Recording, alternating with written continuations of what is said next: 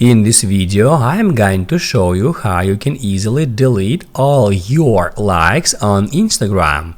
Be sure to watch the video to the very end so you don't make any mistakes, and of course do not forget to like this video and subscribe to my channel. So let's begin, and first off, open up Instagram app. Then go to your profile, hit add three lines icon and then tap on your activity. After that, tap on interactions and then open up likes.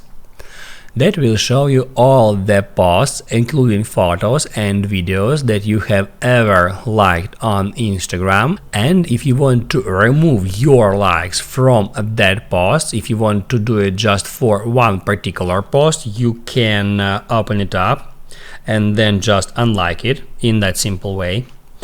Or if you want to unlike multiple posts at once, you can hit add select and then just select those posts where you want to remove your like, and then at the very bottom just hit where it says unlike. Then confirm it, and that's how it's done.